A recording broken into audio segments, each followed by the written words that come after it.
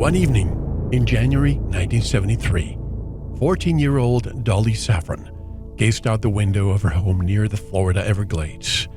Without warning, a UFO dropped from the sky and hovered in her backyard. To her shock, Dolly could see thin gray-skinned figures with large dark eyes staring back at her. Frightened, she dived under her bed to hide. At that moment, her bedroom filled with a blazing blue light. The next thing she knew, morning had arrived.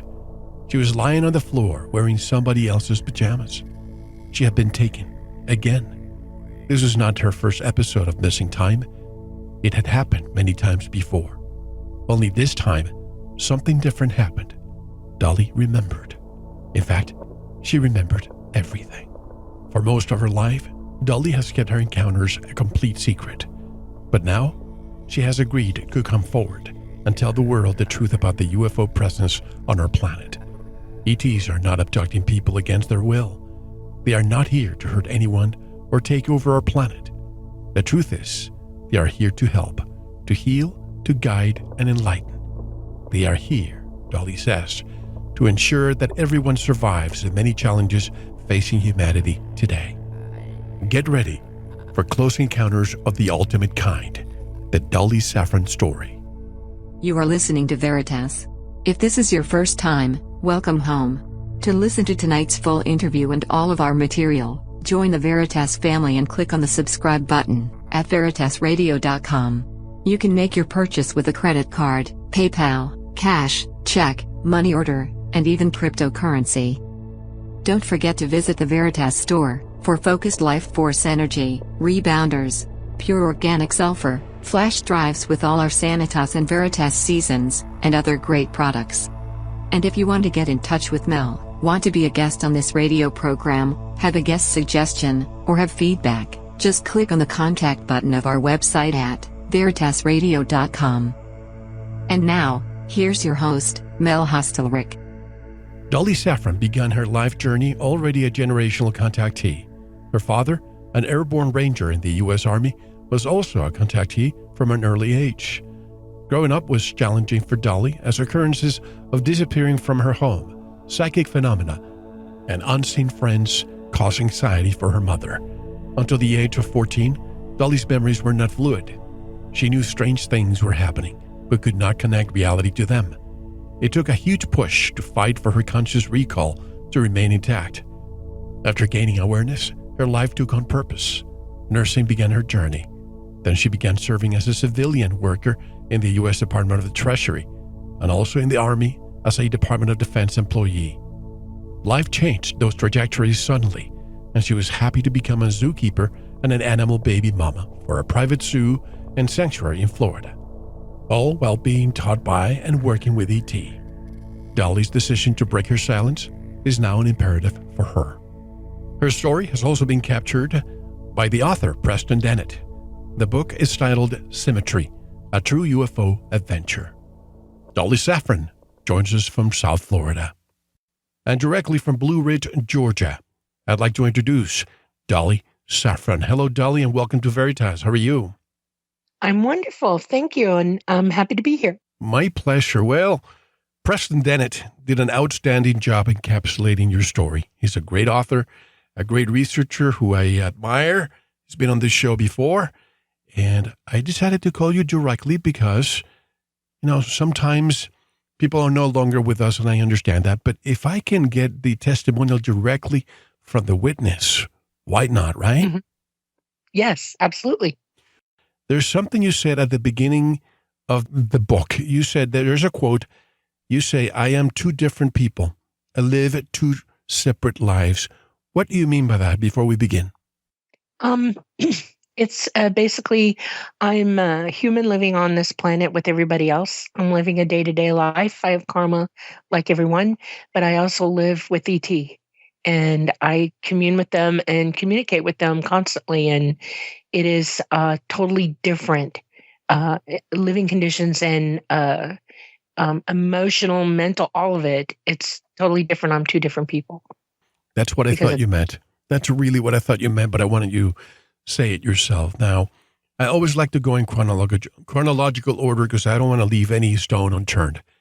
Take us back to Okay. that night after midnight in late January 1973 in South Florida while you were outside stargazing with your telescope at the age of 14, not far from where I used to live in Kendall. Oh my goodness. How about that? I was out in the backyard. I was taking astronomy lessons at um, uh, the Miami Transit Planetarium, and I was doing homework that night, and it was a school night. I was out late, and my dad, we always left our windows open at night. Excuse me, back in those days. And so he said, "Go to bed. It's almost 1 a.m." So I packed down my scope and came in the house and went in my room, got my jammies on, brushed my teeth. And instead of going right to sleep, because I don't sleep a lot, it's not my nature to do so, I sat on the edge of my bed by the jalousied windows in my room. And as you know, in Florida, they're huge. They can be. And just looking up at the sky, it was a beautiful night. It was a good night to look. Orion was up, my favorite constellation, and I just couldn't help myself. Prior to that, I had been trying for a long time to decide how I was going to proceed with myself because I was having contact, but it wasn't fluid in my memory. In other words, I had snatches of memories. I knew what was happening to me, and I wanted to prove it to myself. I wanted to stay awake all the time. I was starting to think maybe I'm crazy and I needed help. As I was looking up in the sky that night, I saw hundreds of lights in the sky that were not stars. And I thought, oh my God, what's going on? They paired up into twos, and some went north, east, west, and south. Two of them came down over our area. One of them went toward Dadeland Mall on Kendall, and the other one came down where we were out in the glades. I was well past. Back in those days, we were well past 134th Avenue. It's way out in the glades. And we were like way south of Tamiami Trail. And it came down over our property and over our home. And I saw it change colors as it was coming down. And I'm like, oh my God, this is my chance. I'm going to remember this. And I started memorizing, taking it off in my memory, like a movie camera, just tick, tick, tick, tick, tick, watching it. And when it came down, I had two huge trees in my backyard. Sorry. One of them was one of those, I call them prayer plant trees. The leaves, if you touch them, they fold off. It was huge, and it was right outside my window. And as it came down, all the leaves started folding up, and they started whipping around like there was a wind. And I was like, my God, what am I looking at?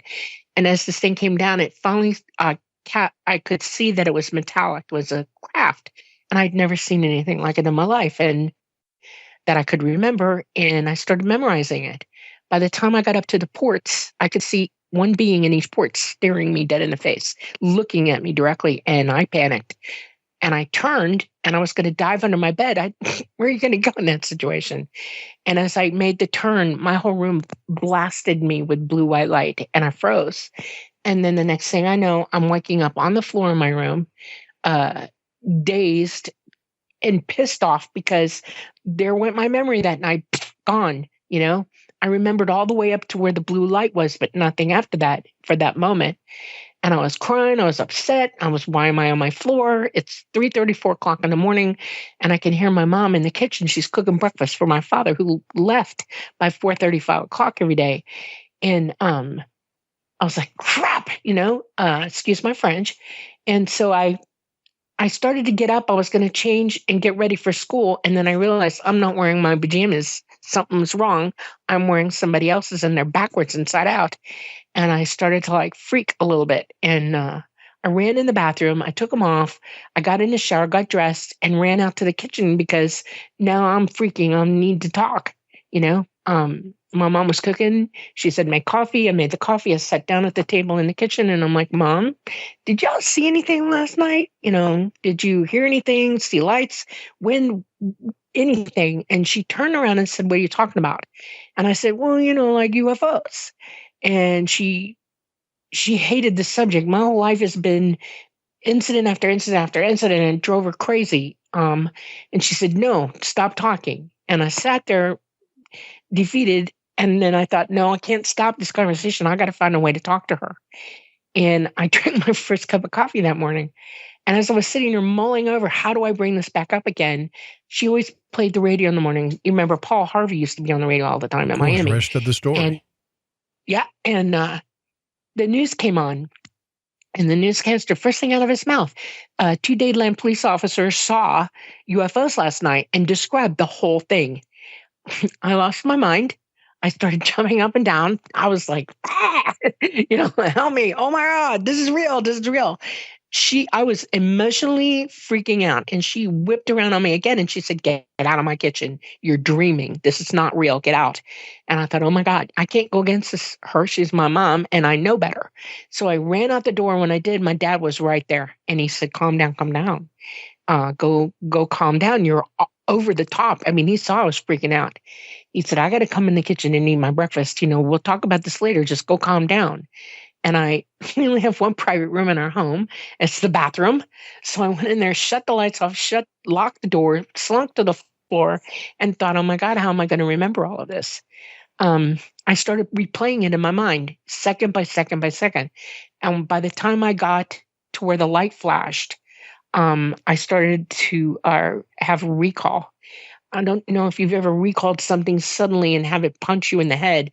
It's nauseating. It hit me so hard, it made me sick. I got an instant headache from it. I started to just bawl and bawl and bawl because, oh my God, I'm remembering.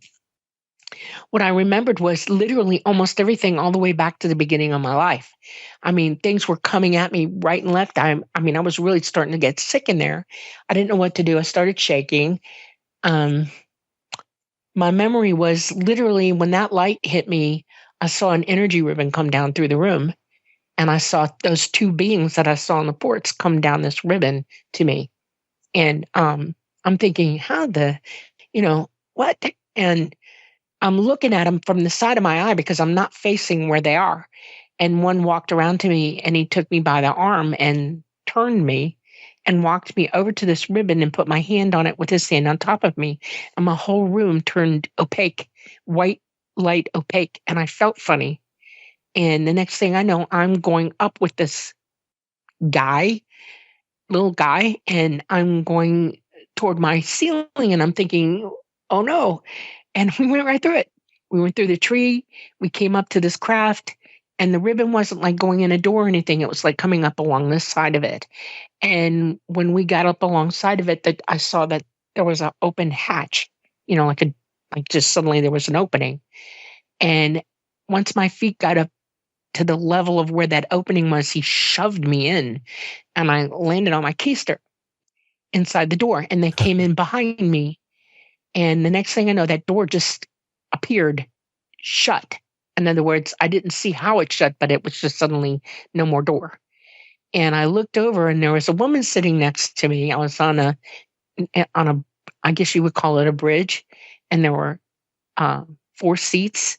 One of them was like a command chair. And then the others were like some sort of a odd type of seating, couchy kind of thing. And she was sitting there staring at me, and I realized, oh my God, I know who this is. And she's a tall gray. And I called her Mama. I met her the first time when I was almost 6 years old. I remembered her. And I started to really, really shake and freak out at that point. And I puked all over myself, threw up bad. I was literally holding it in the shirt of my pajamas, freaking out. I mean, I was just like... I was totally weird. Okay. And one of these little gray guys came up to me and said, in my head, come.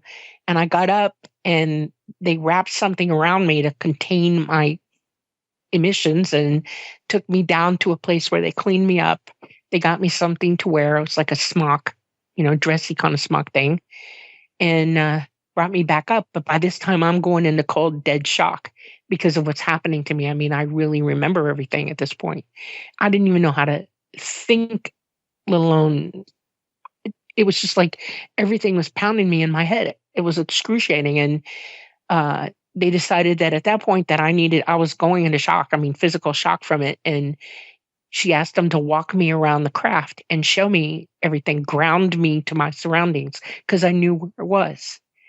And they took me on a tour of the craft. I mean, I saw everything. They even took me to a room that was my room. I had a bed, like a little alcove. I had a book in there. I had a brush on the table that I thought I lost. It was my Fuller brush. I thought I lost it. It was right there. And they gave me something to drink, and that helped calm me down. And then they took me back up to where Mama was on the bridge, and they sat me down. And as soon as I sat there staring at her, I hear this voice in my head say, "Hey, kiddo, how you doing?" And then I realized, oh my God, it's the craft. This is Talara. He is a interdimensional entity that actually indwells the craft and runs it. Okay. Every ET craft there is are indwelt by entities. These crafts are built to be biological so that the entity that indwells it can run it, use it like a body. Is it AI or is it a living being that embodies the craft? It is a living, non-corporeal entity from about the fifth dimension. Not AI? And no, the AI that came down to get me were AI, little teeny gray AI, little teeny guys. Biological robots. Yes, and you can turn them off. They do not stay awake all the time. You can stack them up in a corner when they're off, and they walk around. They're very intelligent. They can learn. They can make decisions about things where they're at. They're that intelligent, but they're not. They have no soul. They're just AI. They're sort of like their workforce. Space is a very dangerous place. And when they're outside planets that have magnetospheres, then they're in deep space, it is heavy gamma radiation is everywhere, and it'll eat you alive if you're in it for too long. And they don't spend a lot of time out there. They send the AI to do the heavy work for them. And so these guys were piloting this small craft that picked me up and took me up to, a bigger craft, which I eventually went to that day. Once I grounded and I knew where I was and I knew Talata was talking to me, they wanted to literally have a long conversation with me about who I was, what I was doing, what I decided to do with my life, and did I want to work and be with them. I was being invited into their society, and I was being told that I am we're all, they are our progenitors, okay? They are our parents. We are related to them. Some of them absolutely directly. And especially the tall grays and what you would call a tall white, they are our parents. We are genetically, they're human. We are just like them. And we may look differently, but we evolved away from each other. So when you're in spot too, you look different because of what you're coming in contact with all the time. They're hairless. The grays are hairless because of the amount of gamma they take.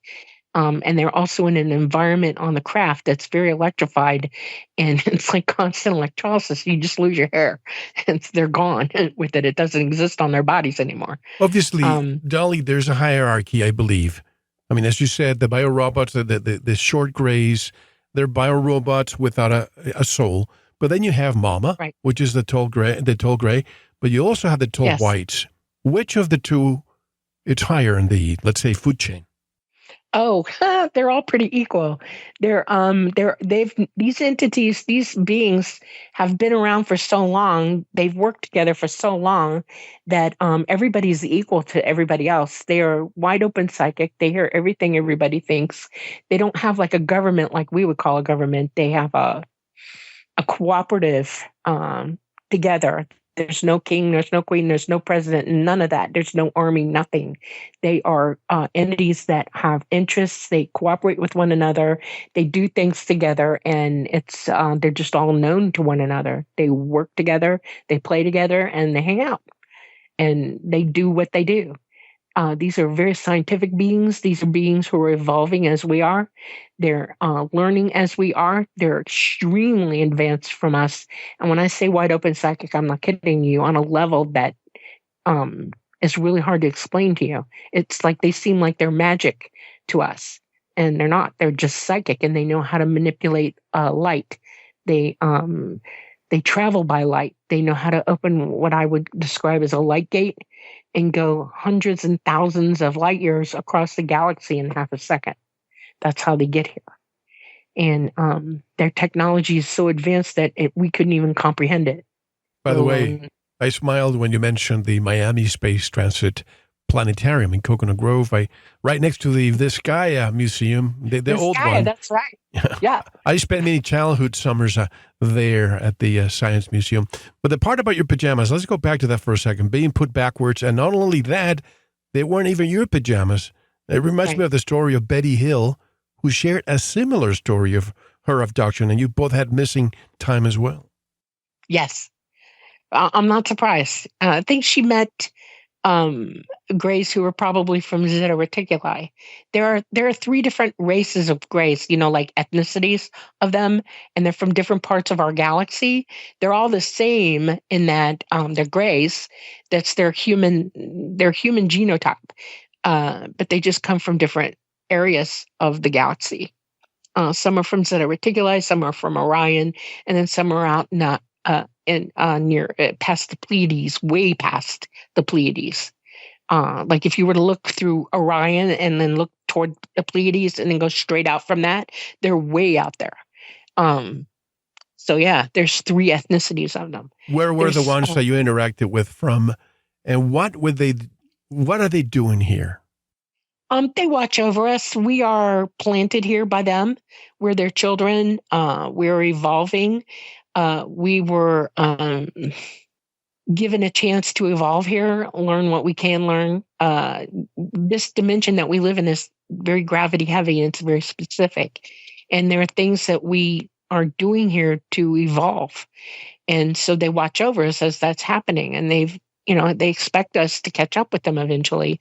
Right now, we're not doing such a good job. Right. We should be wide open psychic like they are, but for some reason, we've put that down and dropped away from it, and it's causing us all kinds of problems. Do we drop that down? I'm sorry to interrupt you.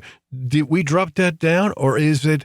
I mean, because we know of our pineal gland, right? That could be our own Wi-Fi antenna to get all this psychic abilities, but that's being calcified by the water, by the air we breathe. Right. Well, just our lifestyles and the people that run this planet have not been very kind to humanity itself. Slavery is big here, and there are people here who live as slaves and you don't even know it. You think you're free, but you're not. You're a slave to a higher authority here, and it's worldwide. And people don't recognize it because they're cut off from their ability to hear the truth.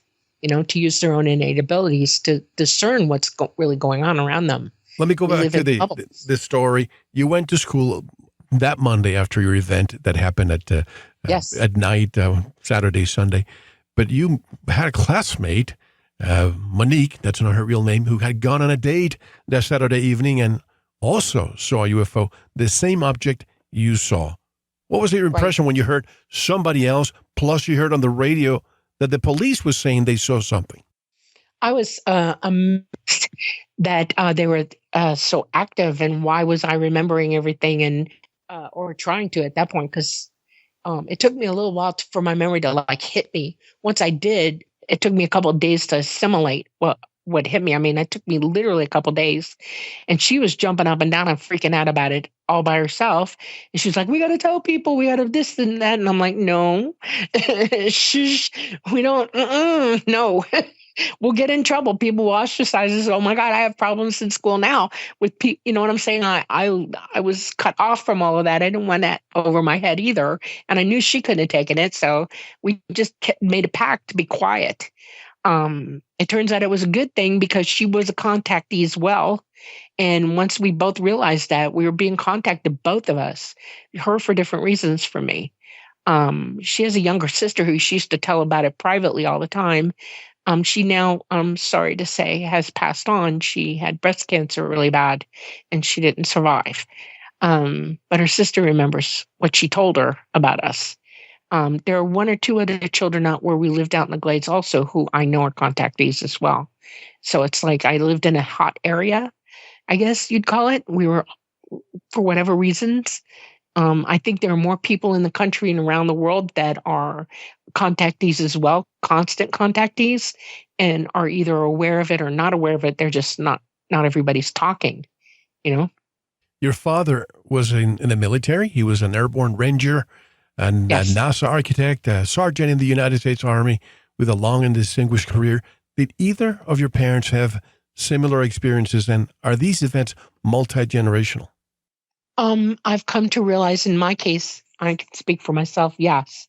My father was a contactee. He was contacted about the same age I was, not under exact circumstances, but his memories are pretty strong about it, and his contact continued throughout his life.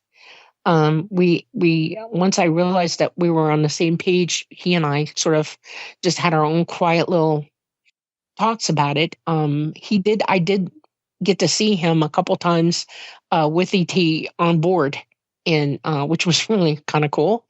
And but yeah, his work for the government was very specific, and I know more about it than I probably would have otherwise because of the contact. And yes, my father was heavily, heavily psychic. My mom was also, but something happened to her before I was born that I think messed with her so bad she just wanted nothing to do with it anymore. I know that there are psychics on my mom's side as well as my father's side, and it is generational. I have an interesting pedigree, and so I know I've been followed, our family for a long time. When you saw your father on the craft, was he part of the military at the time? No, he got to come up and watch me fly. It was a big day for me. I finally learned to fly, and it took me all the way till I was 19 to be allowed to go out on my own, and they brought him up and let him sit with me on my first flight. So he was a Yeah. passenger, literally. Yes. He was very proud of me. That's going to be later because that's a great part. How did you begin to have full recollection of your experience? Tell me about the teacher that offered to teach you biofeedback and what came out of that. Is that the precursor to you having full recollection? It was part of it. I had a migraine by the time I got to school, and after my friend was talking to me, I was like, oh my God, I think I need to go home. I'm getting sick. And he saw me, said, what's wrong? And I said, I have a migraine. And he said, come here, I got something I want to try with you. And I'm like, okay. I went to a progressive high school. It was college preparatory. And he sat me down. I said, look what I've got. And he had this machine, and he had a little train that ran around on a track, and electrodes that you put on your brain and on your head. And he said, let's try this. Let's try some biofeedback. I'm going to teach you how to do biofeedback, and this is going to help you learn it, and it's going to help your headache. So I wired me up, and he said, you have to go into alpha. And he showed me how to do that, and I did it right away. I mean, the train started running, and his eyes got really wide, and I realized, oh my God. And when I went into alpha like that and the train started running, it hit me even harder. It's like my whole brain started just to pop with more going on. And I was going to throw up again. And I looked at him, and he couldn't understand what was wrong with me, and I said, I really got to go home. And I ran out the door. I left school. I walked all the way down. I went to Southwest Miami Senior. So I had to walk down 86th Avenue or 86th Street, all the way down to Berg Road to find a bus, a Metro bus to go out as far as I could have gone. I could have gone all the way to, where the turnpike is? Of course. And then, okay. I went out as far, the turnpike wasn't there then, but it was, they were thinking about building it. So I got dropped off there, and I had to walk miles to my house after that. And while I was doing all this, every step I took, more memories started hitting me. And I mean, I literally chomped it all out from the beginning to the end. I mean, I was remembering things that just blew me away. I mean, every time I had one, I would either be crying or trying to puke, it's just one thing right after the other. By the time I got home, I was a mess. I took aspirin. I drank water. I went and laid down and slept all the way to the next morning, where my dad got me up and he said, come on, we're going to go somewhere. I'm like, okay, where are we going? He says, going to go see a friend of mine. And I'm like, okay. And he got me in the car. It was before dawn. We brought something to eat because, back in Miami in those days, it was, where were you going to go, to get breakfast? And there were a couple of places, but we had to get on the highway because we went up to, I'm trying to think now. I'm going to have a senior moment. I'm sorry. Anyway, we were going up, heading north up the east coast of Florida. And we went to this house, and he knocked on the door, and a guy opened the door, and I recognized who he was. I'd seen astronauts before. I knew who he was. And he said, "Come on in," and I'm like, "Oh my God, what are we doing?" My dad knew he was going to have me hypnotized. He thought hypnotism would help me at that point. And it was Edgar Mitchell. And he was already starting that institute that he had, for Noetic consciousness. science. Yep. Yes. And sat me down, and it took a couple of hours actually for him to get me down relaxed enough to try anything. And he worked with me for another hour, and he looked at my dad and he said, "She cannot be hypnotized." And he said, "Why?" And he said, "I think she's already awake. She doesn't need it." He said, "She's got something going on." And that's when my dad finally told me the truth about himself, and that he was a contactee and what happened to him. And once I knew that, it kind of gave me permission to open my mouth, because when you got a mother who doesn't want to know, you don't want to tell, it was like a giant wall across me to not talk to anybody about anything. And I finally spilled, and he was like, "Oh my God, this is it," And that's how that went. We left his place. I'd gone back to see him a few times. Edgar Mitchell actually told me about his experiences, some of them, and I was blown away. And he also swore me to secrecy, said, "You can't talk about my experiences ever." What year was like, that when you met? 1973, Oh, 2 days after. Yeah. Yep. And it's amazing. It's amazing. Fort Worth, that's where he was, in Fort Worth. And like reversing coming back. We left Fort Worth. Yeah, he was in Fort Worth. I guess that's where he lived. And did you ever tell him about? Well, yeah, he died not too long ago. I know that at one point they took you around the moon, and you saw the let's not call it a dark side of the moon, the hidden side, the other side of the moon. The backside. The backside. The backside. Yeah. Did you mention that to Edgar Mitchell? Yes. Yes. He raised an eyebrow, and that's when he told me some things. What did you see on the other side? I saw a small base. It's not like you would think of a base. It's in the side of like a rocky, hilly.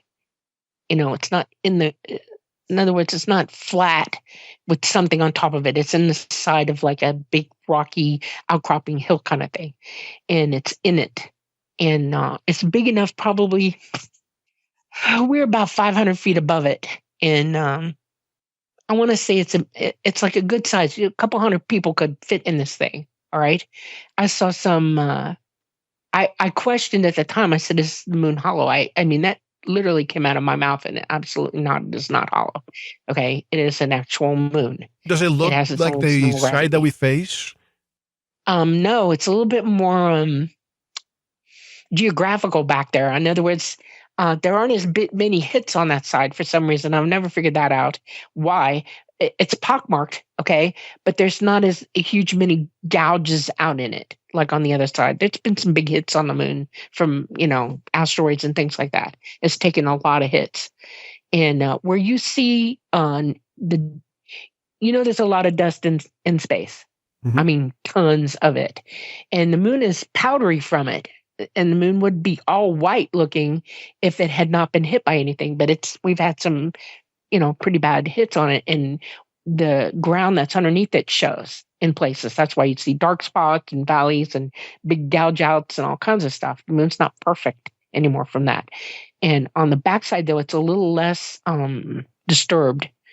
And so they got that going on. One of the reasons would probably because that base is protected by a gravitational force on the backside around that base, and they use the same technology around that base as they do on their craft. Is there more life? Is there more life on the backside of the moon? Just AIs mostly. They have people that do go back and forth and visit and stuff like that, but it's mostly all AIs. Like I said, space is not okay. There's no real magnetosphere on the moon, and you're as exposed to gamma radiation as you are anywhere else in the universe, and it's heavy. So no, you couldn't stay there for very long. Humans can't exist on the moon for very long periods of time. I don't know why everybody believes. Well, I know why. Y'all aren't really told the truth about a lot of stuff. Okay, Just saying Mars is a dead planet. It has no magnetosphere. It's dead core. It's a cold planet. It's outgassing. It was damaged in a horrible, horrible hit from another planet incoming into our system 280 million years ago. And it's in the position it's in now for that reason. No life will ever exist on that planet again. None. And anybody who tells you otherwise is a little weird in my book because it's impossible, cannot happen. If you know physics and you know that cannot happen. There's no way. Is what crashed on Mars what we know now as the asteroid belt? Oh, you mean incoming from the asteroid belt? No, I'm saying what we know now, that the remnants. The Kuiper belt. Right, the Kuiper belt, the asteroid belt. Yeah. Is that the object that crashed into Mars, and what we see now is the remnants, or no? No. Something really big came into our system. It was a very big rogue planet, and it was probably dragging asteroids in with it, because of the gravitation, and it just slammed into Mars, hit it like a cue ball. You know how you play pool and you hit the white ball into the big ball? It just popped it straight out. It evacuated the entire outside of that planet in one shot. It killed the core. It killed it. Knocked it completely out. It is a dead planet. Were there living beings there that left? No, they were evacuated. Evacuated before the event. Yes. Yeah. Our family came from there. That's who we are. We lived there eons ago. 280 million years ago, we were there, and they were lifted out and evacuated. This particular solar system, this particular galaxy, well, all galaxies really have all kinds of events all the time. This is a very heavy gravitational third, dimensional construct that we're in our universe. And things happen all the time. Nothing's permanent. Things happen, and they got them out of there. They knew it was coming. We're here now because they thought it would be a good idea to bring us back into the system and keep us going, because Earth seemed to get moved into the sweet spot. It has seasons, and we're not tidal locked. We have a moon, and the air was right, the temperature was right, so they brought everybody back.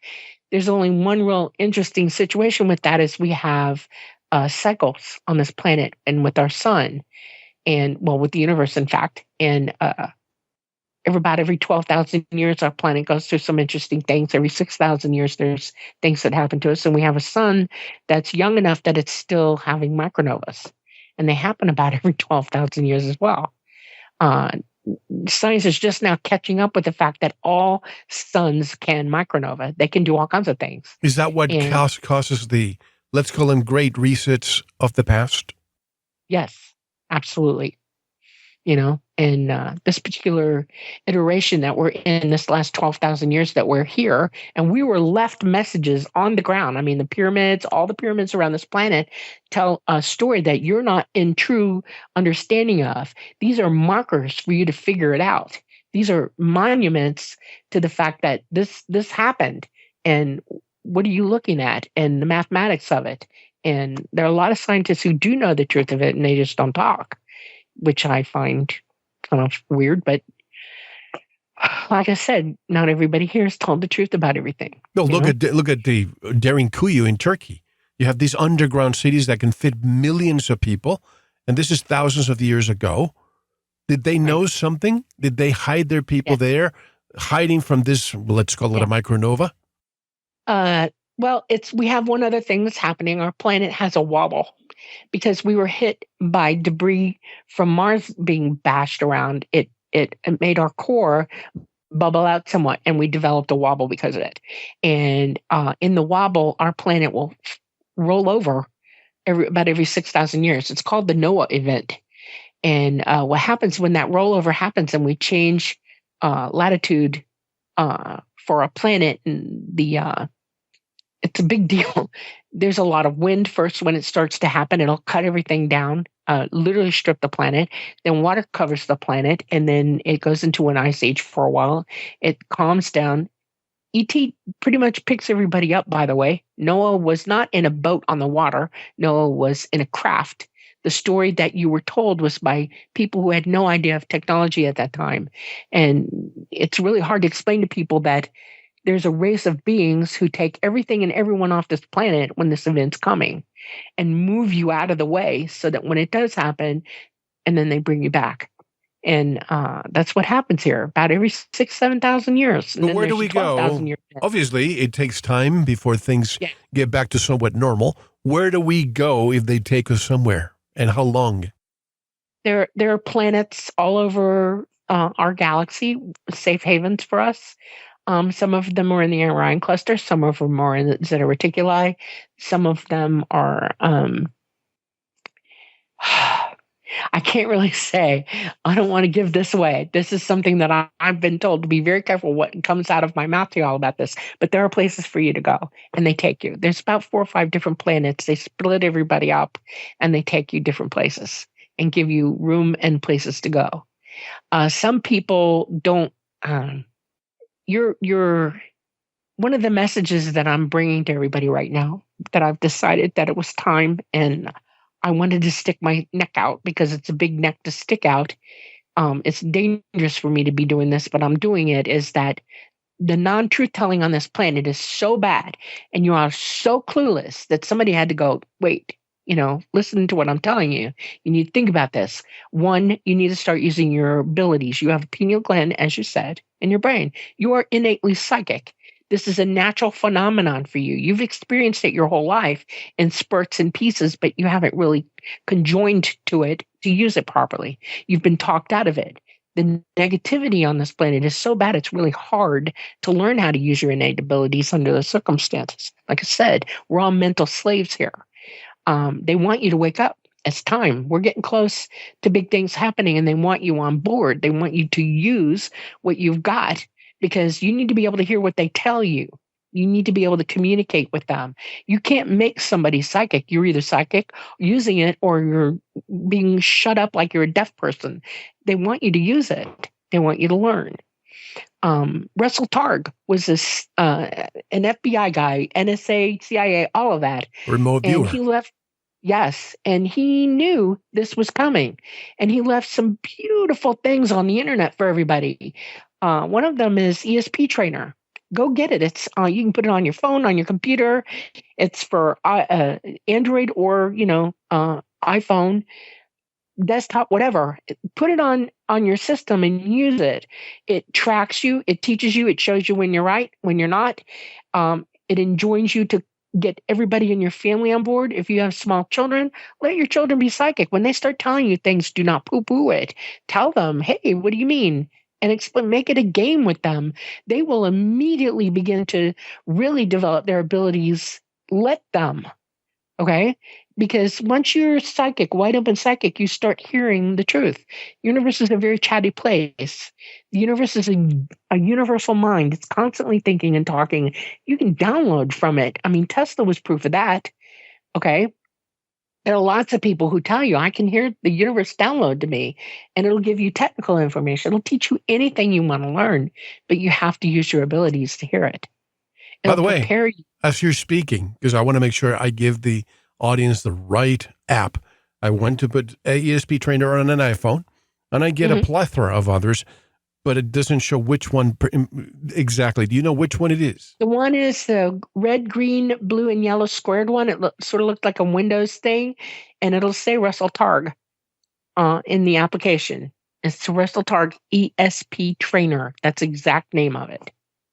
If you want, I'll send you an email with it. That's fine. That's fine. We'll put a link on our website too.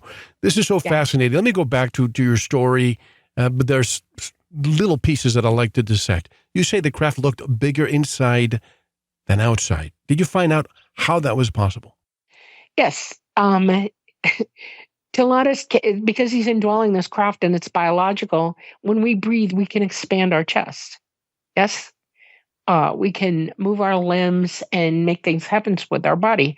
Well, that craft is so well developed and specialized that he can light it up inside and out like a cuttlefish. He can make it look like anything he wants to. He can expand the areas inside the craft as well as out. He can change some shape a little bit. He can make himself a little bit more well-defined than others. They stick to a basic shape, each type of craft there is, though. But yeah, you come in there and you're going to put 50 more people than the craft can hold. He'll expand out to accommodate.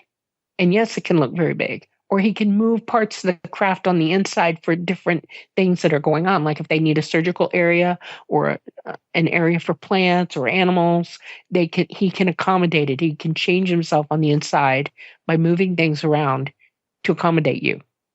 By the way, I finally found the app, but I think what's confusing people is that it shows in the casino category. So if you go there, it's the number 5 app on casino. So that may dissuade people from downloading, thinking, what does this have to do with casinos? I wonder why they put it there. That's amazing. Yeah. Maybe they don't want people to download it. Now talk about the small pod with the wide purple light, the decontamination room. Yes. Because water in space is a commodity while you're traveling, they use light technology, and I'm going to equate it to what we use here because it's similar in a way, is we use certain types of ultraviolet light to kill germs. Okay. Like people can now put ultraviolet lights in the plenums of their air conditioners to kill germs that's blowing through their house. Airplanes use it as well. You can put them in your kitchen. You can put them just about anywhere you want to destroy germs, okay? So viruses, things like that. It's very efficient. They have a type of light technology that's like a shower, and it showers down on you light particles that destroy germs and viruses and organisms. Not anything that you're needing, but it can kill stuff on your skin and in your hair to, decontaminate you from spreading anything to them as well. And we all have pretty much the same thing going on, but they're vulnerable somewhat to some of our organisms as we are vulnerable to them. So they use it as well. Everybody's decontaminated on board. Have they conquered disease? Yes, pretty much. And I don't think I've never run across anything that they really can't fix or work with. Light is amazing, that way they use it. And they can pretty much handle just about anything we've got going on physically. Mama is a tall gray and she's over 800 years old. I've started looking older than her.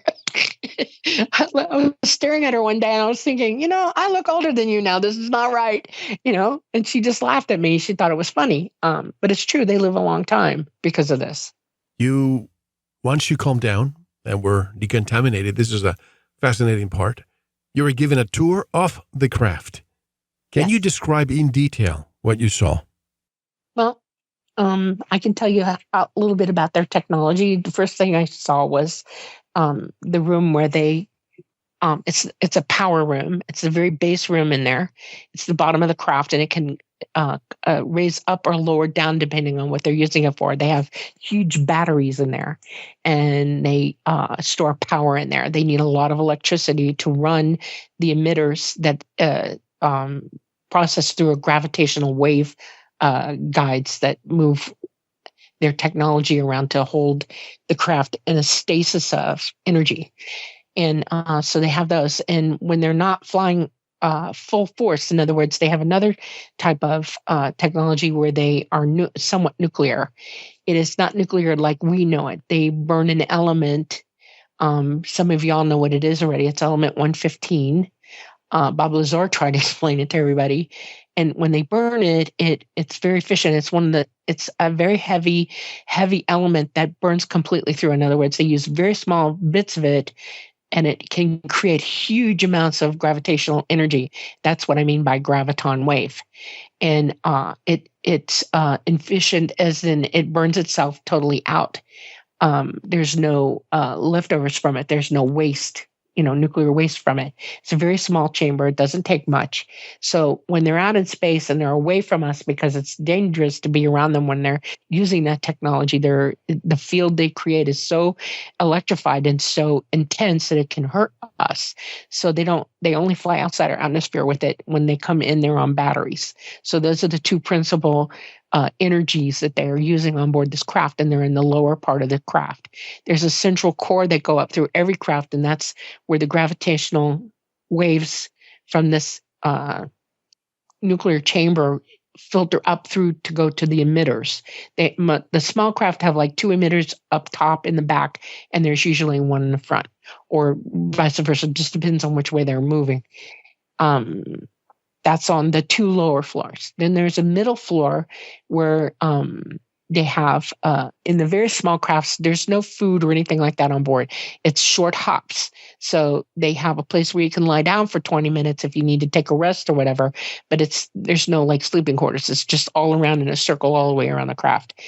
Up on top of that, there's a third level that is where they sit to pilot the craft. And they're always in the top. There's an entity in this craft, and then there's a driver in this craft, a pilot, and they work together psychically to run this craft. They don't use. It's really hard to explain it because they're on light technology and psychic ability and graviton. Everything they do is psychic, literally psychic. They don't have components like we have. They don't have bells and whistles and knobs or anything like that. There's none of that. This is all psychic. They use interdimensional gravitational direction, and they can, like I said, create a light gate and go through it. They're very fast. Once you're in anti-grav in this environment that those emitters create, you can slip through anything. I mean, you're almost interdimensional as you're moving through anyway. They can do Mach 12 here without any problem whatsoever. Outside of our atmosphere, they can go even faster than that. They travel through our solar system in minutes, not days, minutes from end to end of it. So, yeah. I never once have heard from an abductee, and I know you don't like that word, abductee, so let's say experiencer. I'm a contactee. Contactee. I've never heard of anyone mention bathrooms inside the craft. Perhaps the occupants don't need it, but what about people like you who spend hours inside the craft? Yeah. Well, everybody goes to the bathroom, and there is a way. In the short hops, like the sports model, Lazar calls them sports models, they don't have bathrooms on there. They go to a bigger craft. And yes, the AIs don't go to the bathroom, but we do. You bet. And they use it. It's sort of like, you have composting. It's sort of like that. It's very efficient like that. There's no water though. And they burn it up or they eject it outside the craft. They let it go. They also don't wear clothes over and over. There's no laundry. Everything is recycled. So that's what that is. Yes, they have some water for washing your face and for drinking and things like that, but it's very specific. They don't waste a thing when they're in space. Not at all. Did you feel gravity? Some. It's not as gravity heavy as it is here. I go through a real change when I go from craft down to the planet because, and I have had issues with, because of the amount of time that I spend back and forth, I've developed a couple of weird anomalies in my life because of it physical. I have to get over them. My spinal cord keeps going in, stretching out and then compacting, and I have a couple of discs that went bad on me because of it. Yes, there's not as heavy a gravity. I think they're at about, I don't float around, but I could jump up and hit the top of the inside if I wanted to. I mean, I could really do that. I think we're at 1/3 to 3, almost half the gravity that you would have. What creates here. The small amount of gravity inside the craft? It's the graviton wave. It pulls you out of. But is that a machine that causes that effect inside the craft? It's the environment that you're in. A graviton wave surrounds the entire craft. The emitters literally throw this wave guide all around the craft. There are 2 waves, actually. One on the craft that's enveloped in one wave or one environment, and then there's another one outside of that. We don't feel inertia. We don't feel force, any of that. Like a regular pilot, if he was going to do Mach 1, Mach 2, he has to, it has to bear down and push the blood up into his brain so he doesn't pass out. They don't feel that. They don't have that at all. And so that's why the gravity is different, because you've taken yourself out of 3D heavy gravity and you're almost up into the 4th dimension. Literally, you change dimensions and it literally pulls you out of this dimension somewhat, and you're not dimensional anymore. Here. Is there a plasma or an electric field surrounding the craft, and this is why you don't feel any G forces? Right, exactly. The plasma field is huge. It's very hot. That's why they glow white when they're in space. You see them pulsating, and the glow up. Yeah, glow. Yep. Power up. Some people call it. Yes, it is power up. Yeah. No, I'm saying that you see these videos all the time with infrared cameras, and that you have a group of people pointing lasers, and I don't know if it's a show of of force or showing themselves, but they power up when they know that they're being watched. Yes, they will. They'll give you a small energy burst, so that you can see them.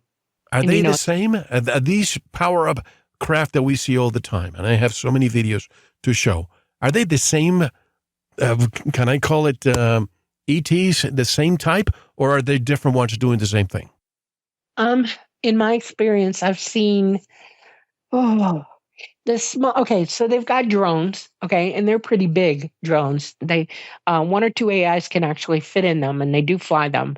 And then they have the what you call the two-seaters. I call them two-seaters, like Bob Lazar saw.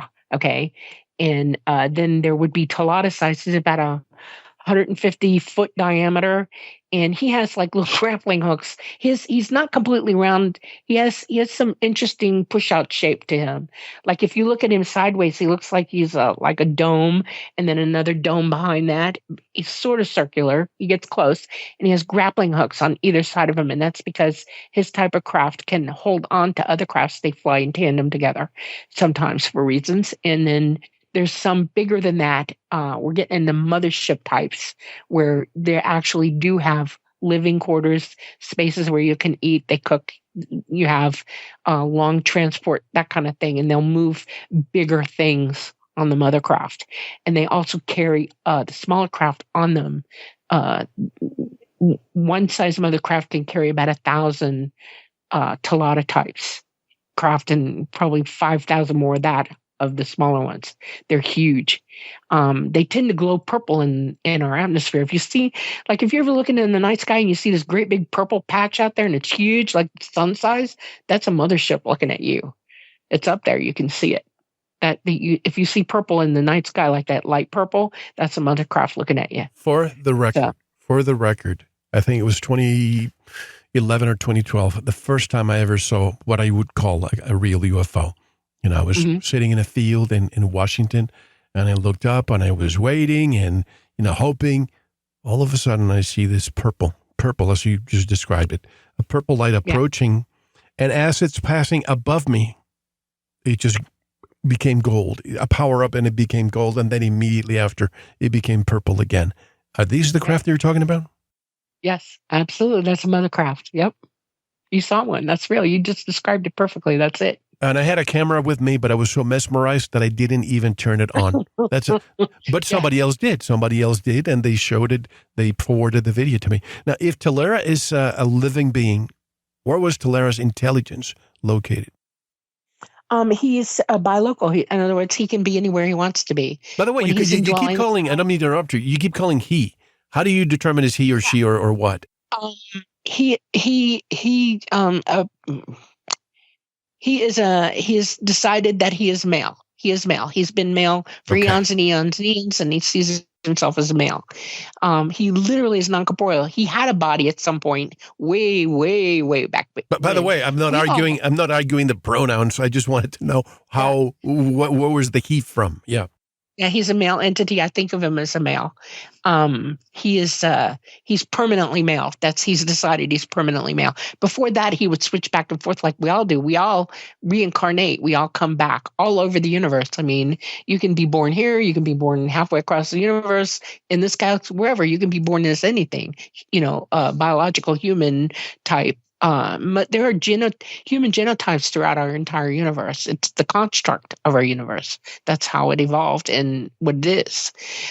We dime out differently. We look different. They're different circles. I mean, like we have examples of that here. If you live in a really sunny place, you're going to have a lot of melanin in your skin. If you live in a cold place and you're hiding out all the time, you're going to have skin white as cream. We all have different hair types, different hair colors. Different attributes. They're like that as well. There's some that are bird-like. There's some that are cat-like. There's some that are all animals. We're all related to one another. We're all genetically related. You're related to almost every animal on this planet. And throughout the universe, we're all genetically, this is our construct. This is what you're doing. There are 12 dimensions in this construct. Our entire universe physically is in the third dimension. But within that, construct of this universe, there are 12 dimensions within it. That's what it means to be interdimensional. Where you're sitting right now, you're speaking to me inside that space where you're at. There are 12 dimensions on top of you. And you can't see them, but they can see you. People talk about having guardian angels. I got news for you. Those are interdimensional beings that, like you, have learned to love you because you're in the same space with them and they'll help you from time to time.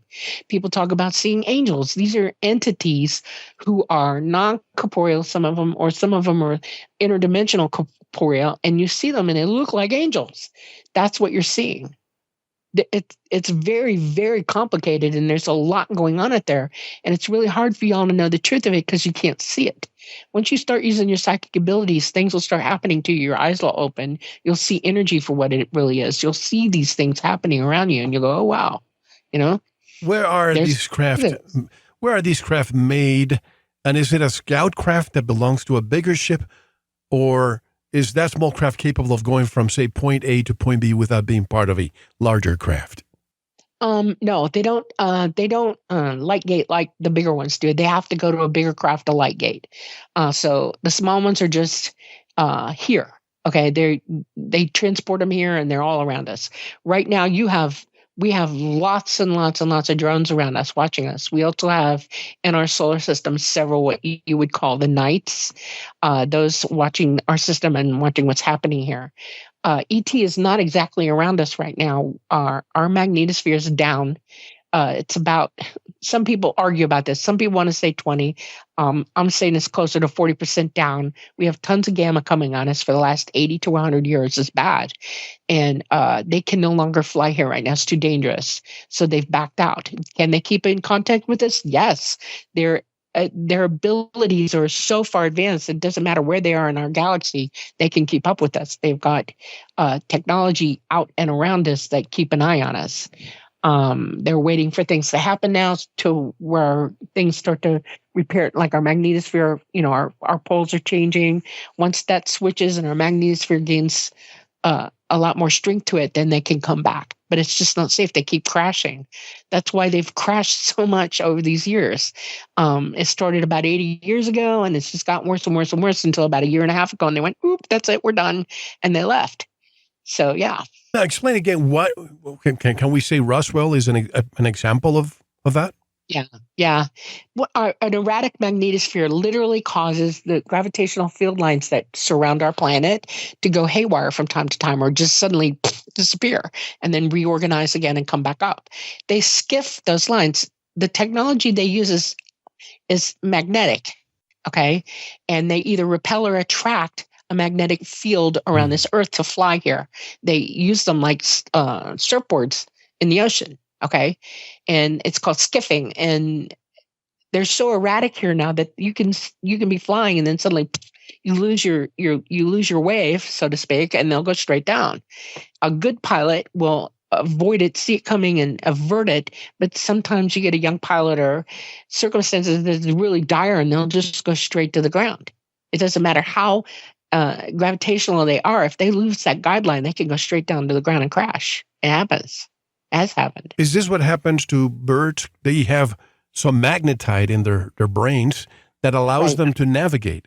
But you probably have seen recently how thousands can fall at the same time from the sky. Is that the same thing that's happening to these craft? Yes. Yep. Absolutely. That's why whales are beaching, dolphins, why animals are going the wrong way. It's all going haywire on our planet. All of us are somewhat magnetically charged. You can tell. Even you have that ability in your body. Humans, there's some people that just always know where they are all the time. You could put a blindfold on and they could tell you where east, west, north, and south is and navigate. Blind people navigate quite well. They have that ability. It's just not as well developed because you're not using your innate abilities to do it. You would see energy if you could use your innate abilities like birds and animals do. They live by it. That's how they exist. This is all so fascinating, and we've discussed a lot of your story, and I'm going to continue discussing this in part 2, but I also want to get deeper because obviously there's a message to disseminate. There's a message to convey to the world's population. Things are not going well right now. I don't need to tell anyone. I don't mean to be a doom and gloomer, but things are not looking bright, and I hope that they have a message for all of us in how to make things better for every single living being on Earth. How can people buy the book, your story, written by, encapsulated by Preston Dennett, Symmetry, A True UFO Adventure? It's on Amazon. It is in paperback as well as Kindle. You can get it that way. If you walk into a bookstore, they can order it for you that way, and they'll send it to them. And you can also go on, I think people are starting to trade it back and forth on some of the other platforms. Like if you've bought it and you want to trade it for another book, you can go on eBay and find it that way from time to time as well. Excellent. I know you don't have a website yet, but in the future, when you do, let me know what it is so I can link it on this website when people listen to it, days, weeks, months, or years after today. I'm here with Dolly Safran. Much more when we return. This is Mel Hostelrick, and you are listening to Veritas. Don't go anywhere. Thank you for listening to the first part of this important Veritas interview. To listen to the rest, and all of our material, proceed to the member section, or join the Veritas family by subscribing. Click on the subscribe button at veritasradio.com. You can make your purchase with a credit card, PayPal, cash, check, money order, and even cryptocurrency. Don't forget to visit the Veritas store for Focus Life Force Energy, pure organic sulfur, flash drives with all our Sanitas and Veritas seasons, and other great products. And if you're listening on YouTube, like, subscribe, and share it. And click the bell to be notified when new interviews are available. Now,